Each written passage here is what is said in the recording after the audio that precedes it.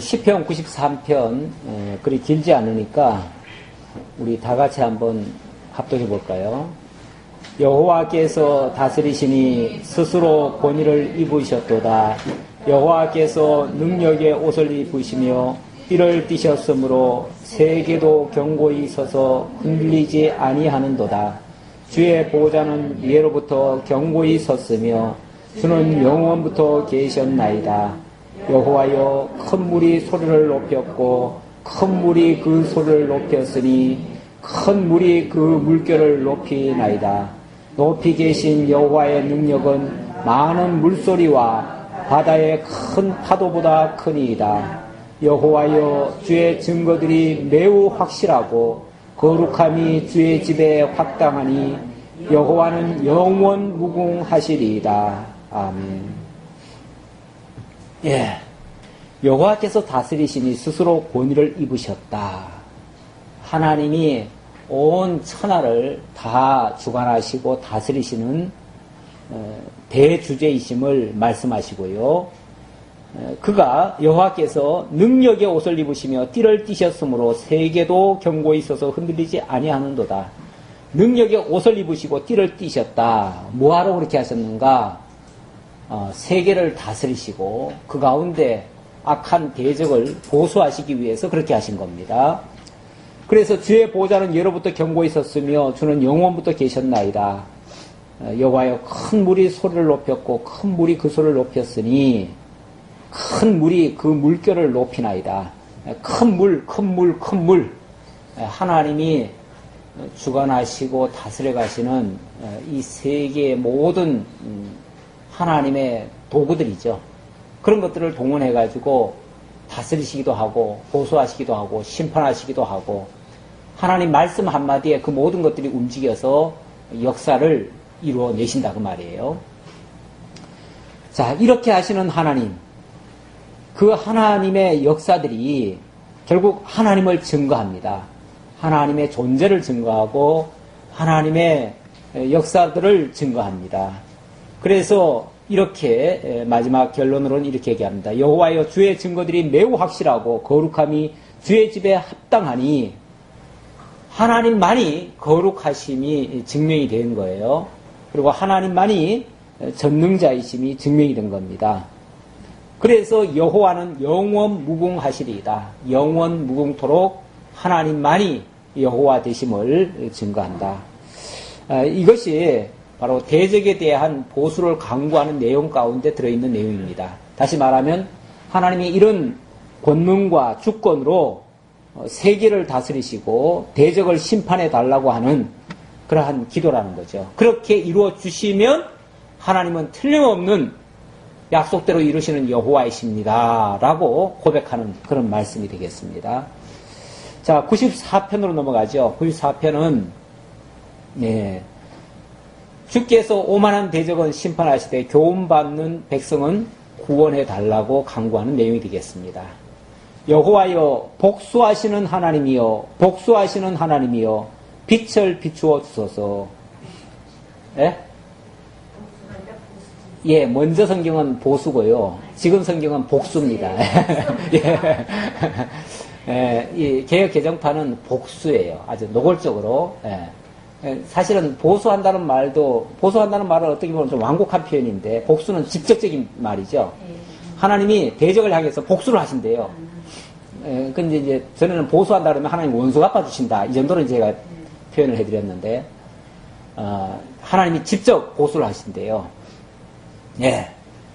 그래서 대적에 대한 보수를 강구하는 내용이다라는 것이 이 본문에서 밝혀주고 있습니다. 세계를 심판하시는 주여, 일어나사 교만한 자들에게 마땅한 벌을 주소서. 세계를 심판하시는 주. 그러니까 이 세계가 결국 하나님의 손 아래에서 움직이고 하나님의 뜻을 이루는데 동원되고 그러다가 하나님의 뜻을 거스려지면 하나님이 심판을 하시고 쉽게 말하면은 하나님의 쓰임에 끝나면 버려지는 그런 존재들이죠. 그게 세상 제국들의 모습이었다는 것을 지난번에 우리 다리엘서를 통해서 잘 봤죠. 여호와여, 악인이 언제까지 개가를 부르리까? 그러니까 하나님이 때가 되면 보수할 거니까 악인들이 계가를 불려봤자 언제까지 부르겠어요? 하나님이 정한 때까지만 계가를 부르겠죠. 그 이후에는 그들은 이제 심판 아래 들어가게 될 것이고, 드러나는 것은 하나님의 능력의 영광만 드러나게 될 것이다. 그 얘기예요. 그들이 마구 짓거리며 오만하게 떠들며 제약을 행하는 자들이 다 자만하나이다. 지금은 신났지요. 자기들 뜻대로 되니까. 원래 악인들이요, 처음에는 더 형통하는 겁니다. 세상에서도 그래요. 세상에서도 수단 방법 안 가리는 사람들이요, 처음에는 다 잘 되는 것 같아요. 근데 끝이 별로 안 좋아요. 그렇죠? 끝이 안 좋아요. 그래서 일평생 쌓아놓은 업적들이 한순간에 와르르 다 무너지고, 그래서 마지막 결말이 비참하게 되는 그런 모습들이 종종 보여요. 그러니까 그걸 안다면 지금 현재 어떤 상황에 놓여 있느냐가 중요한 게 아니라는 것을 알 수 있고요. 결말이 좋아야 돼요. 결말이 사실은. 그래서 끝이 좋으면 다 좋다라는 말도 있어요. 정말 끝이 좋아야 돼요. 끝이 좋아야 되는데, 끝이 하나님의 그 약속 속에 있고 우리가 직접 그 끝을 아직 안 봤으니까 현재로서는 혹시 그게 이루어질까 안 이루어질까 의심이 될 수도 있죠. 그러니까 의심이 있으면 하나님 믿기가 조금 어려워요. 왜냐하면 그게 진짜 이루어질지 안 이루어질지 모르니까. 그게 안 이루어진다면 제일 불쌍한 자가 누구예요? 예수 믿는 사람들이에요. 예수 믿는 사람들이 이 땅에서도 재미 못 보고 끝도 안 좋으면 그러면은 가장 불쌍한 자리라. 사도 바울이 그런 얘기했죠. 사도 바울이 이 땅에서도 정말 환난 많이 겪는데 끝마저 안 좋다면 아마 믿는 사람들이 세상에서 가장 불쌍한 자가 될 것이다. 그랬는데 실제로 그렇습니다. 그러나 우리는 끝을 너무나 잘 알잖아요. 그러니까 아는 것만이 중요한 건 아니고요. 알고 그대로 믿는 것이 중요합니다. 아는 게 필요해요. 왜냐하면 그걸 알지 못하면 미래에 대한 불확실성 때문에 자꾸만 의심이 되어지고 중간에 자꾸만 낙오가 되어지니까요. 좌절하게 되니까요. 그래서 일단은 알아는 것이 필요합니다. 또 안다고 해서 거기서 끝난 건 아니고요. 끝까지 믿어야지요. 알았다가 어느 순간 조금만 상황이 바뀌면 또 의심해버리면 아는 게 무효지요. 그건 아는 게 아니에요. 그러니까 그런 알면, 지식적인 알면 진짜 중요한 게 아니고 실제로 믿는 믿음까지로 가야지요. 그러니까 진정한 믿음이라면은 안다고 말하는 게 아니라 실제로 그렇게 살아가는 거죠. 그러니까 사는 것까지를 제대로 알고 믿는다고 얘기하지 지식적으로만 가지고 있는 거를 진짜 안다고 말할 수는 없어요. 그래서 믿음이 행함이 없으면은 그 믿음은 참 믿음이 아니다라고까지 얘기를 하죠. 여호와여, 그들이 주의 백성을 짓밟으며 주의 소유를 공고하게 하며 과부와 나그네를 죽이며 고아들을 살해하며 말하기를, 이건 악인들이 하는 말이에요. 악인들은 자기 하고 싶은 대로 다 하면서 이런 말을 합니다. 여호와가 보지 못하며 야곱의 하나님이 알아차리지 못하리라 하나이다. 하나님 있기는 어디 있어? 하나님이 있다면은 진작 벌을 내리든지 뭘 해야지. 봐라, 이렇게 해도 괜찮지 않느냐? 이렇게 자고한다는 거죠. 온갖 짓 다 하면서. 이 악인들도요, 악인들은 무조건 다 망한다라는 이야기만 있으면요, 누가 악인 하겠어요? 그렇죠? 다 망할 건데. 그런데 해보면 또 되는 수도 있잖아요. 그러니까 거기서 용기 얻어가지고 열심히 하는 거예요. 그러니까 악인들도요, 사실은 미혹에 빠져서 쏘가가지고 하는 거예요. 악인들이 어찌 보면은 똑똑해서 하는 게 아니고 그런 것에 쏘가가지고 하는 거예요. 그렇게 하면 되는 줄 알고 하는 거예요. 그것도 알고 하는 거니까 잘못된 알을 가지고 믿고 하는 거죠. 사람들은요, 다 자기가 믿는 대로 하잖아요. 자기가 안다고 생각하는 대로 살잖아요. 그러니까 진짜 그렇게 살면요, 그렇게 알고 있는 거예요. 그렇게 알고 있는 거예요. 그러니까 그의 삶이 그의 믿음을 증명하는 거예요. 그게. 백성 중에 어리석은 자들아, 너희는 생각하라. 무지한 자들아, 너희가 언제나 지혜로울까? 정말 지혜롭다면 지금 당장 잘 되는 거 가지고 판단할 게 아니고 정말 하나님의 본뜻이 어디 있는가를 알아야 될 것이고 결말이 어떻게 될 것인가를 알아야 진짜 지혜자지. 그래야 현재도 자기의 분수를 제대로 알고 오버하지 않지요. 안 그러면 자기 생각대로 자꾸 바뀌는 거죠. 수시로. 귀를 지으신 이가 듣지 아니하시랴. 눈을 만드신 이가 보지 아니하시랴. 그렇게 엉터리 같은 소리를 하는데 하나님 지금은 가만히 있는 것 같지요. 근데 귀가 없어서 안 듣느냐? 눈이 없어서 안 보느냐? 하나님 다 보고 다 듣고 있다 그 말이에요. 그러니까 그렇게 어리석은 말하고 하나님이 있다면 이럴 수가 있어? 이런 식으로 말하는 것은 하나님을 만홀히 여기는 모습이에요. 그 자체가. 뭇백성을 징벌하시는 이, 곧 지식으로 사람을 교훈하시는 이가 징벌하지 아니하시랴. 지식으로 사람을 교훈하신다. 우리 하나님께서요. 어쨌든 당신을 알게 해가지고 따르게 하시는 거지. 무조건 맹종을 하게끔 하지는 않아요. 우리 하나님이. 하나님은 진리의 하나님, 지식의 하나님이에요. 그래서 우리에게 진리와 지식을 가르쳐 주시는 거예요.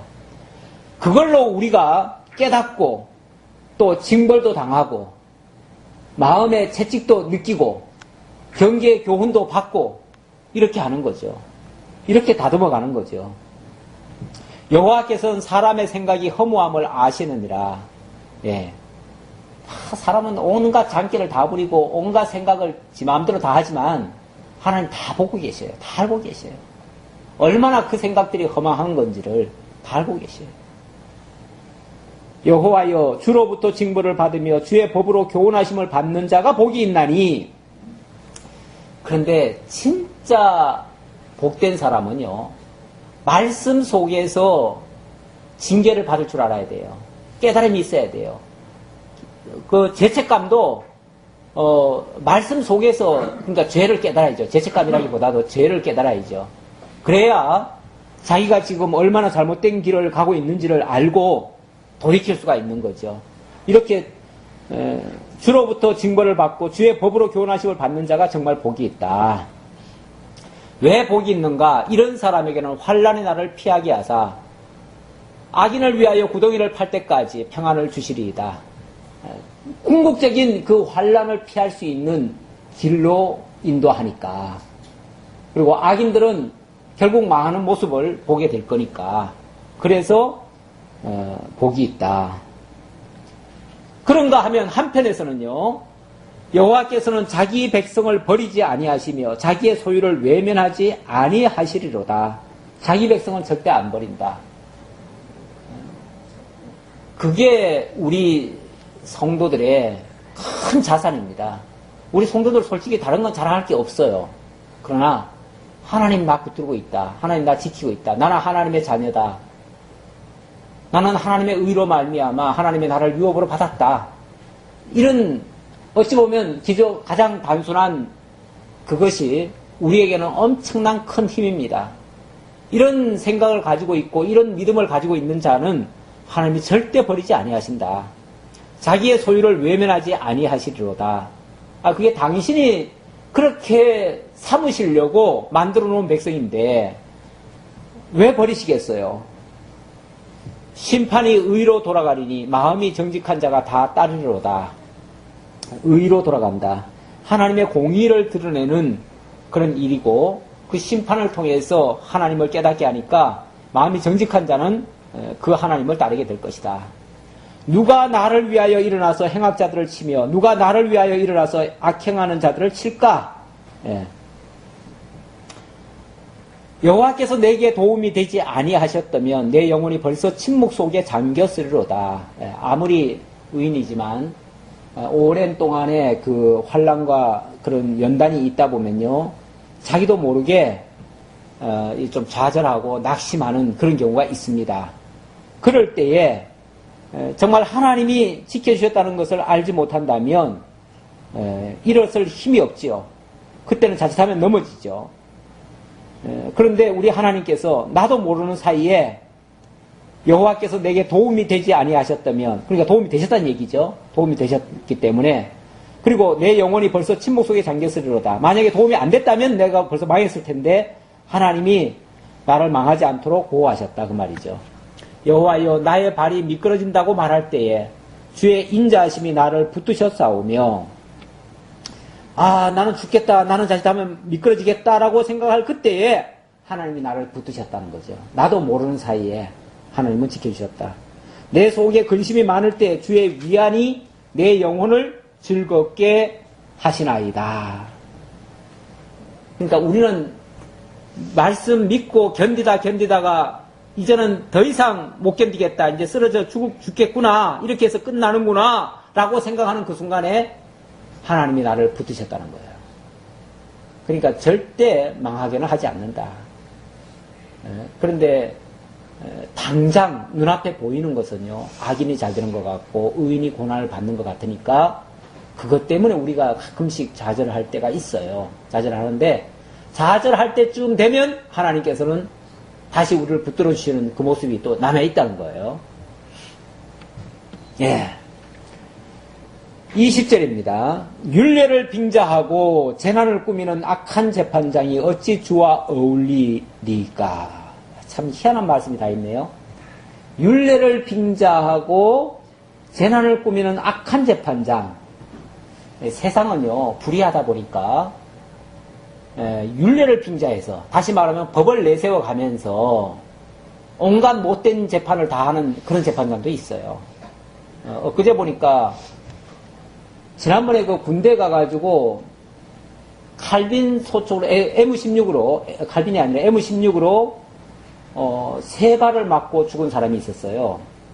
가슴에 2발 맞고 머리를 또 맞아가지고 죽었어요. 죽었는데 그게 이제 자살로 결론이 났지요. 자살로 났어요. 그런데 이거는 도저히 제 말이 안 되죠. M16이 아십니까? M16이 이 총 중에서 제일 큰 거예요. 제일 오래된 거고 제일 또 화력이 세요. 그거는요 1년로 쭉 한 5명 놔두고요 쏘면은요 5명이 다 죽어버려요. 그만큼 총알이 다 뚫고 들어가가지고 다 폭발시켜가지고 다 죽여버려요. 그러니까 단 한 발로도 그만큼 센 거예요. 그런데 그걸로 자기가 자기한테 이게 또 커가지고요 이렇게 오지도 못해요. 사실은 잡지도 못해요. 잡지도 못하는 거를 자기가 잡고 가슴을 2발 쏴고 그리고 머리를 쐈대요. 그러니까 가슴 2발 쐈는데 안 죽으니까 또 머리를 또 쐈다는 거예요. 아니 권총으로 쏴도 이게 안 되거든요. 사실은 그렇잖아요. 권총으로 쏴도 그렇게는 못해요. 그런데 그것도 M16으로 혼자 제대로 들지도 못하는 걸 가지고 그렇게 했다는 거예요. 그런데 어쨌든 그게 의문사에서 도저히 그거는 아니다. 자살은 아닌 것 같다. 다시 재조사해라. 그런데 최종 결론은 어떻게 났느냐? 또 자살이에요. 최종 결론이 자살이에요. 그런데 이건 뭐 누구한테 보여줘도 이건 자살이 아니라는 게 명백한데도 그 재판장은 법을 또 들이대가면서 이거는 자살이라는 거예요. 최종적으로. 근데 이 말씀이 문득 생각나는 거예요. 율례를 빙자해서 무슨 법? 군대법. 이게 세상에는 없는 법이에요. 군대법이라는 게 있어요. 군대는 뭐가 법이죠? 상관의 명령이 법이에요. 그거. 상관의 명령이 법이고 그냥 아니라면 아닌 거예요. 뭐 눈물이 빨갛다 그러면 전부 다 빨간 거예요. 거기에 다른 이의가 없어요.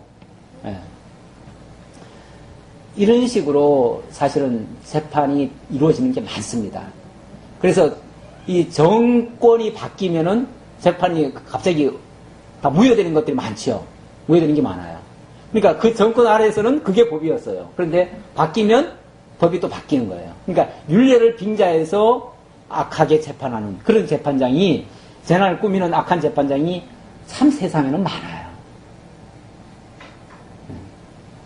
그들이 모여 의인의 영혼을 치려하며 무죄한 자를 정죄하여 피를 흘리려 하나.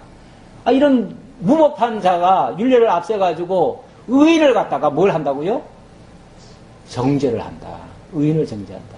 세상은 그래서 의인이요 세상은 정죄를 받는 예가 참 많아요. 악인이 오히려 형통하고 승승장구하는 예가 참 많고요. 그래서 세상이 정죄한다고 우리도 같이 정죄하면 안 돼요. 세상이 떠받든다고 우리도 같이 떠받들면 안 돼요. 우리는 우리 기준대로 하나님의 법대로 우리는 새로 판단을 해야지. 그래서 아무리 세상에서 죽일 놈이라고 해도 우리는 죽일 놈이라고 하면 안 돼요. 절대.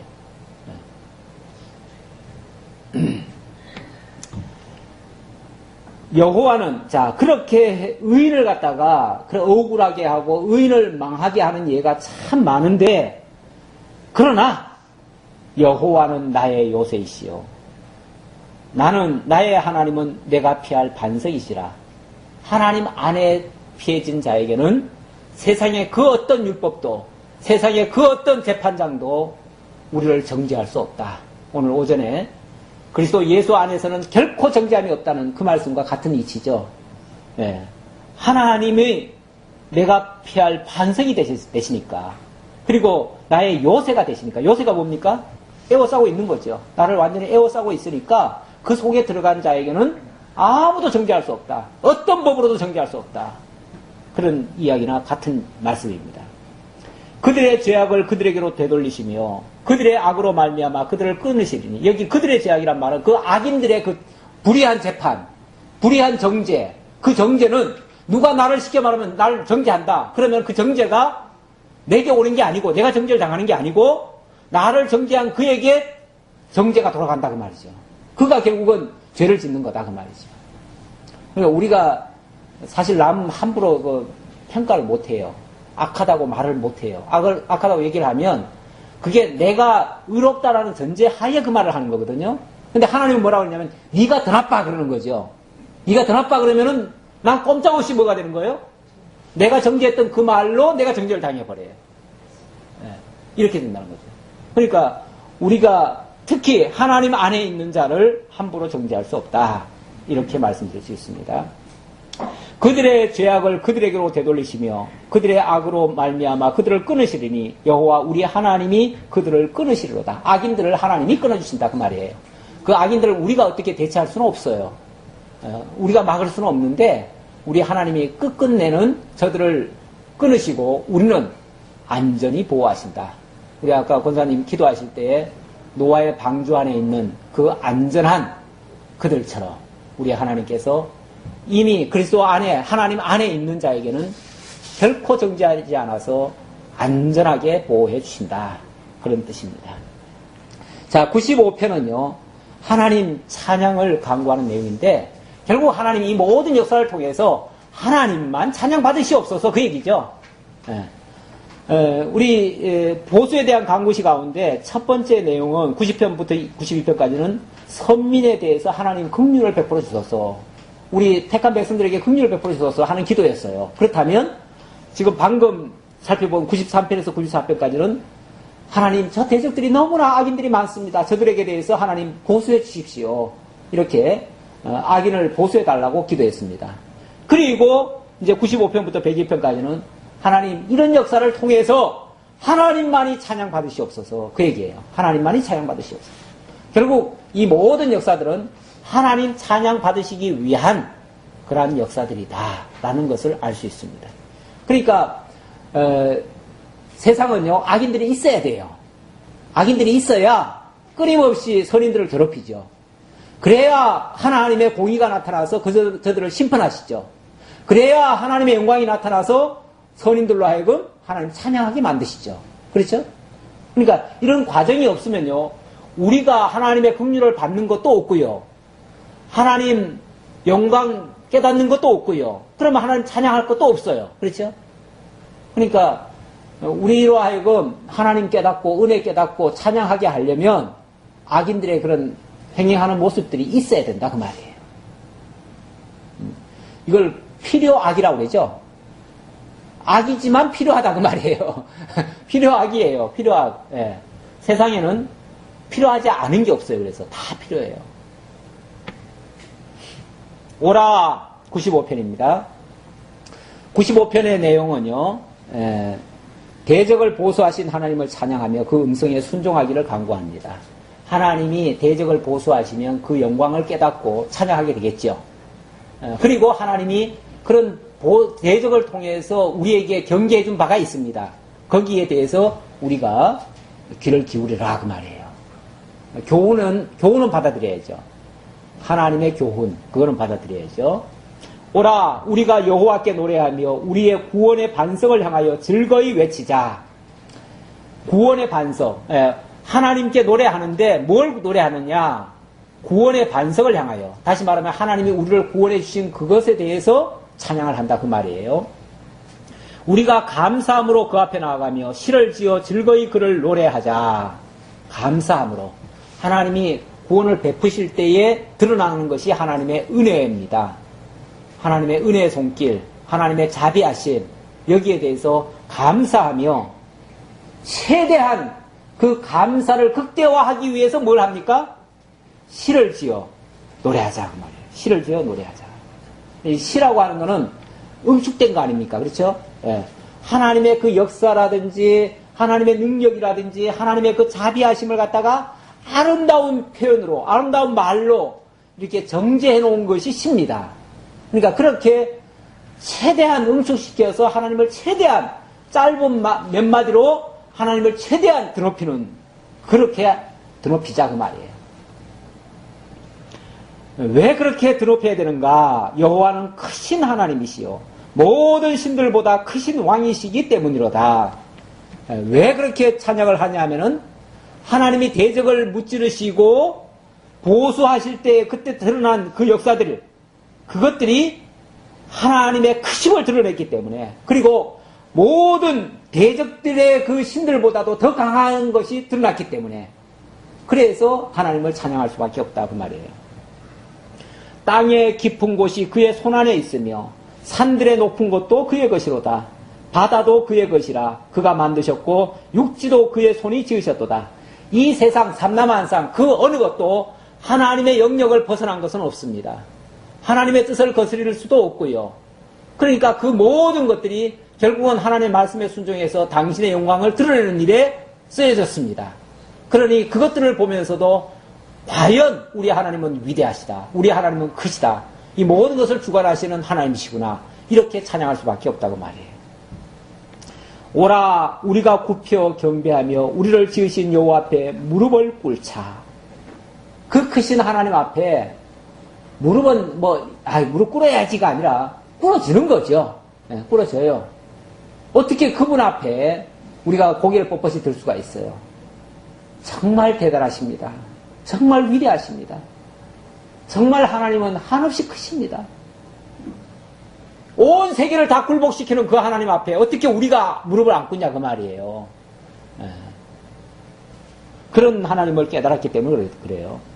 그래서 이렇게 찬양을 합니다. 꿇고 하는 말이 그는 우리의 하나님이시요 우리는 그가 기르시는 백성이며 그의 손이 돌보시는 양이기 때문이라. 우리는 그는 우리의 하나님이시다. 우리 정말 하나님 대단하십니다. 어쩌면 그 크신 능력 가지고 우리를 이렇게 자상하게 돌보십니까? 우리를 마치 어린아이, 어린 양처럼 이렇게 돌보십니까? 어린 양은 사실은 말도 안 듣거든요. 지독하게 안 듣는 게 양이라고 그래요. 고집대로 하고 자기 가고 싶은 대로 가버리고 그래서 통수라는 것이 없으면요. 제 길로 제 멋대로 가가지고 무리에게서 흩어져가지고 결국 어디 가서 죽는지도 모르게 죽어버린대요. 그러니까 늘 관심을 가져야 돼요. 애착을 가지고 살펴야 되는데 우리 하나님이 친히 목자장처럼 우리를 양처럼 그렇게 돌보셨다는 거예요. 그러니까 뭐 하라는 거예요?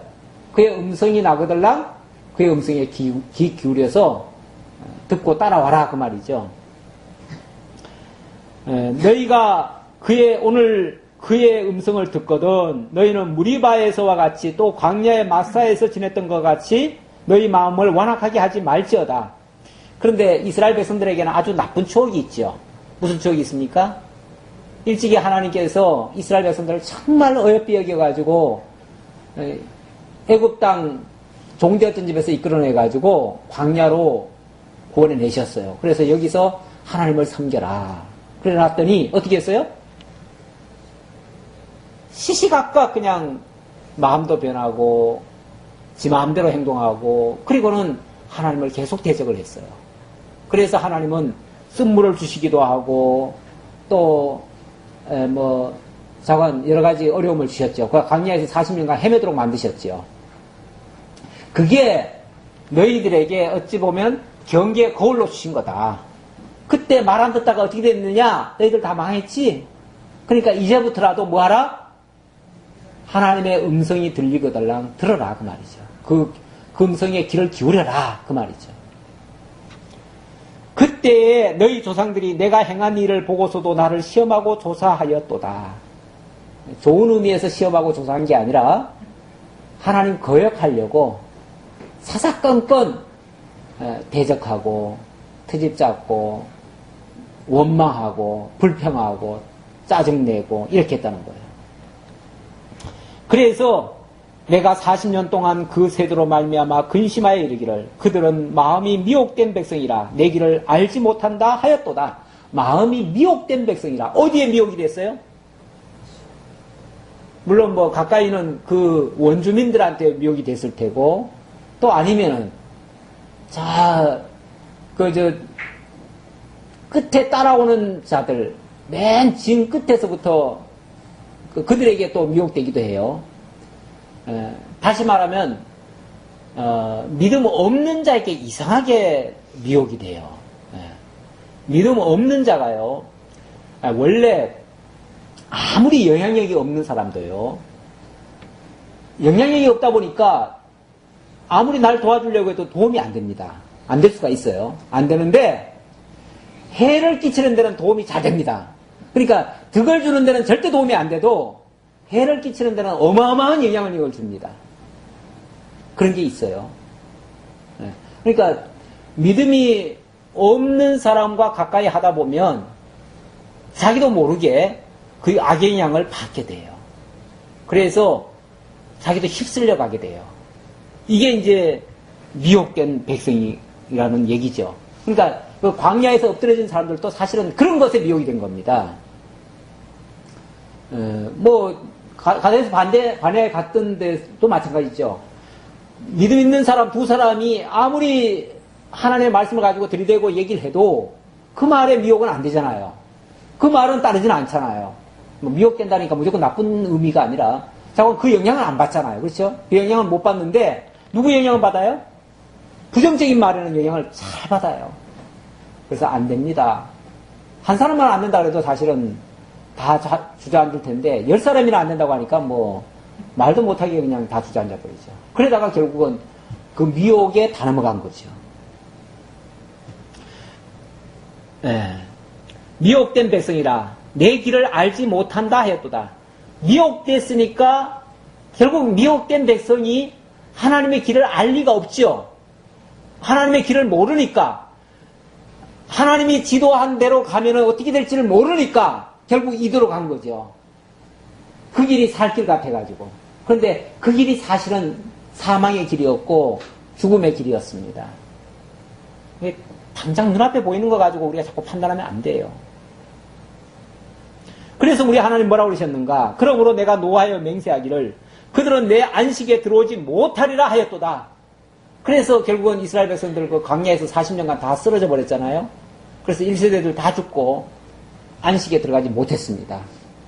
그런 것처럼 이건 하나의 경계의 거울이라는 거예요. 오늘을 사는 우리들에게 경계의 거울이라는 거예요. 그때 그들이 하나님의 말씀을 듣지 아니하고 믿지 않는 자들의 말을 들었다가 거기에 미혹됐다가 다 망한 것처럼 너희도 안 들으면 결국 망할 수 있다. 그러니까 이제라도 하나님의 말씀에 귀를 기울여라. 하나님 말씀에 순종해라 그 말이죠.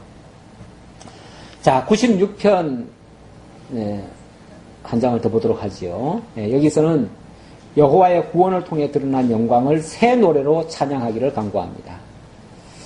비슷한 맥락인데 결국 하나님의 구원의 역사가 있고요. 그걸 새 노래로 지어서 하나님께 찬양하라 그 말입니다. 새 노래로 여호와께 노래하라. 새 노래. 새 노래는 무슨 뭐 어떤 사람은 얘기 봐라. 새 노래는 복음성가를 얘기한다 그러는데 물론 뭐 복음성가도 새 노래일 수 있죠. 찬송가도 새 노래일 수 있고 새 노래라는 건 새로 지었다는 의미가 아니라 하나님을 바르게 깨달은 그러한 진리에 대한 내용이다 그 말이에요. 그걸 노래로 부르면 새 노래가 되는 거고 그걸 시로 지으면은 새 시가 되겠고 그렇게 되겠죠. 하나님에 대한 새로운 찬양이라는 거죠. 그건 깨닫고 부르는 노래가 되겠습니다. 온 땅이여 여호와께 노래할지어다. 여호와께 노래하여 그의 이름을 송축하며 그의 구원을 날마다 전파할지어다. 우리가 전파한다는 것은요, 물론 뭐 사람을 직접 이렇게 소개하고 하는 것도 전파지만은 하나님의 역사를 드러내는 일입니다. 하나님의 역사를 알리는 일입니다. 그거를 믿는 자들이든지 믿지 않는 자들이든지 하나님의 살아계심을 알려주고 하나님의 능력을 알게 해주는 일, 그것이 복음 전파입니다. 이거는 우리가 평생 할 일이고 우리 성도들에게는 마땅히 주어진 역할입니다. 뭐 대상은 따로 있는 게 아니에요. 내 주변에 있는 사람이 다 대상입니다. 그들에게 끊임없이 하나님의 살아계심을 알려주고 하나님의 전능하심, 하나님의 자비로우심, 하나님의 은혜로우심. 우리가 말할 때마다 누가 어렵다라고 얘기하면 하나님을 얘기할 수 있는 저의 기회 아닙니까? 누가 기쁘다 하면 그것도 사실은 하나님을 알려줄 수 있는, 너에게 이 복을 주신 하나님을 알려주실 수 있는 그런 기회 아닙니까? 모든 게 다 기회예요. 뭐 대부분이 보면 좋은 일 아니면 나쁜 일이잖아요. 그러니까 뭐 그럴 때마다 우리가 말할 수 있는 거죠. 근데 우리가 그런 기회들을 자꾸 놓치죠. 놓치는 이유는 거기에 우리가 잘 쉽게 말하면 적용을 못하는 거죠. 적용을 못하는 거죠. 하나님은 끊임없이 우리에게 기회를 주고 있습니다. 말씀을 전할 수 있는 기회. 여호와께 노래하여 했고요. 그의 영광을 백성들 가운데, 그의 기이한 행적을 만민 가운데에 선포할지어다. 그의 영광, 하나님의 하신 일, 하나님의 능력, 이런 것들을 만 백성들에게 알리라는 겁니다. 여호와는 위대하시니 지극히 찬양할 것이요 모든 신들보다 경외할 것이며 만국의 모든 신들은 우상들이지만 여호와께서는 하늘을 지으셨음이로다. 하나님이 지금 대적을 보수하시는 그런 모습을 통해서 대적들의 그 신들은 아무것도 아니라는 게 드러났죠. 대적들의 신들은 우상에 불과한 거고, 기껏 해봤자. 그들을 도우시는 신들은 우상에 불과한 거고, 나무나 뭐 저 들판이나 저런 것들 해봤자 우선 보기에는 대단히 위대해 보이지만 하나님의 역사 앞에는 아무것도 아니라는 거죠. 그러니까 결국은 그 모든 것들을 지으신 분이 오히려 하나님이시니까 대적들이 신이라 여기던 것들도 실제로는 하나님이 지으신 피조물에 불과하니까. 그러니까 진짜 찬양받으실 이는 그 신들이 아니고 그 나무들이 아니고 그 산들이 아니고 그 산들을 지으신 그 하나님이시다. 그 하나님이 산들만 지은 것이 아니라 그 산들 속에 있는 모든 나라와 모든 백성들과 다 주관하고 계신다. 그러니까 여기 산과 그 대적들을 같이 묶어놓은 이유는요. 그 대적들은 대부분 보면은 그런 뭐 어떤 소위 말해서 자연이라고 일컬어지는 그런 것들을 다 신으로 섬기고 있잖아요. 그런 것들에게 빌고 그런 것들이 자기를 도와가지고 자기네들이 승승장구한 것처럼 착각을 하잖아요. 근데 하나님의 역사 앞에는 아무것도 아니거든요.